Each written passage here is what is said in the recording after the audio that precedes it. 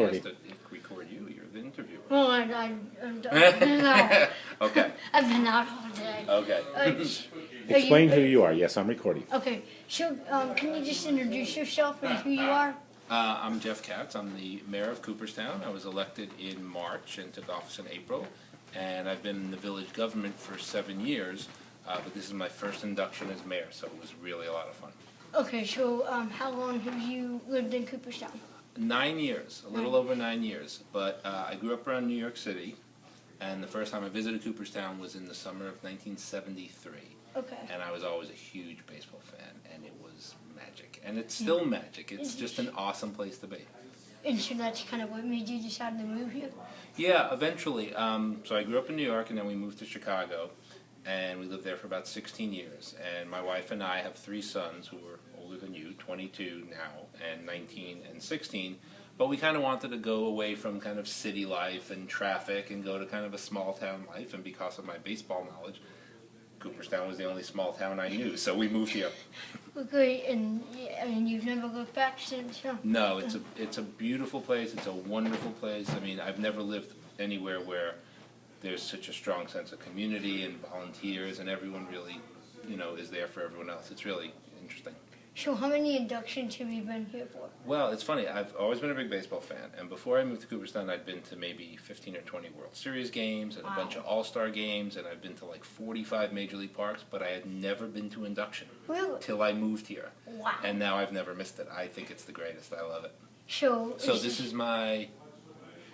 You said 10th? 9 years. Yeah, but I went in 03 Okay.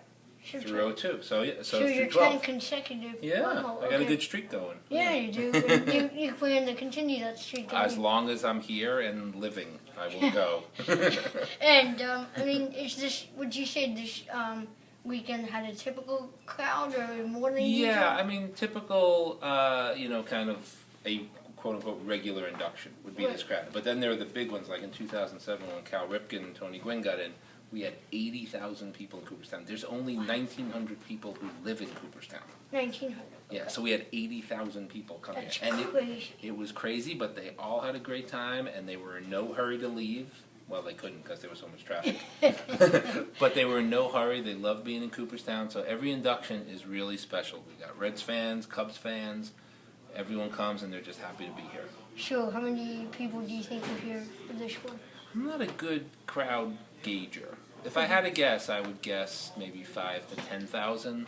But the Hall of Fame, they usually put out an official number. Okay. So that's probably come out during the week, but I don't know. Gotcha. All I look around and say, like, oh, there's a lot of people out there. So There are always a lot of people out there. five, 5 or 10 for this one, and then 80,000 for wow. Yeah, All it's right. crazy. And we've already talked about when Derek Jeter gets in, it's impossible to plan for because the biggest one was 80. Derek Jeter could be 200,000. Yeah, I mean, he's Derek since Jeter, New he's New York is so York. close, right? Right. Even next year, Mike Piazza is on the ballot. Oh. And I can tell you from all of my cousins who live in New York City, they all want to sleep at my house.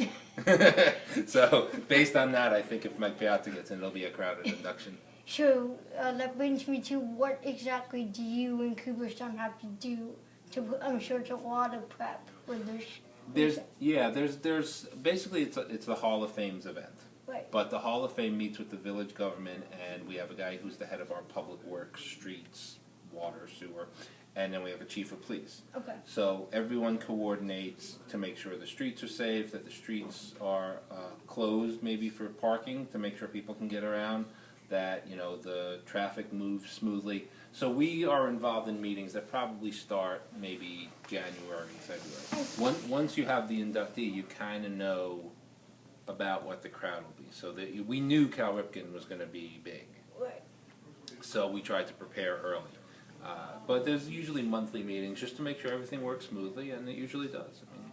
So for this year, how long will it be before Cooperstown's back to normal, would you say? I tell you, by tomorrow afternoon, it'll be like it didn't happen. Yeah. And that was true even in the big crowds, because by tonight, most people have left. Mm-hmm. And people are starting to take the barricades off. Everyone who's been selling stuff on the street is packing up. So we go back to Cooperstown pretty soon. But we don't really go back to Cooperstown until October, because that's kind of the end of tourist season. Okay. And then it's really just us. And now, I mean, what can you compare like Cooperstown on any other weekend versus this one? This is always the biggest weekend, even if the crowds aren't that big. This is the biggest weekend. There's a couple other things happen. There's a well-known brewery called Brewery Omegang that's about 8 miles away, and this year they've had a lot of concerts. Okay. So those have had like 4, 5, 6,000 people. So that's kind of comparable. But they don't. The event doesn't take place in the village, although we see some people. But for village-related events, it doesn't matter what the crowd is. It's the biggest event of the year. So how would you estimate, like, just people that come throughout the year to Cooperstown? How many people do you think that is? Well, the Hall of Fame, I think, gets around 250 to 300,000 people. It might be more. I think in there, at the height, it was like 450 to 500,000. Wow. But, gas prices have gone up. We're kind of in the middle of nowhere. It's not the easiest place to get to. No. But still, for a village, like I say, that has 1,900 people, to have 300,000 people come in the summer is a lot of people. Yeah. So what's your favorite part of all this crazy, hectic weekend? I love this weekend. I love it as a fan. I love it as a mayor. I'm so happy when people come here anyway. But I'm so happy when they come on this weekend because they're thrilled to be here. When you see Reds fans come from Cincinnati and they get to see Joe Morgan and Johnny Bench and Tony Perez and Barry Larkin now and the Cubs fans. I lived in Chicago. I had season tickets at Wrigley Field. So I understand like the love for Ron Santo and all the Cub stuff. So I think this is a special weekend, and it's hard to reproduce this anywhere. Anything else that you wanted to add, or No. before we start? Okay, Dad, you can stop it.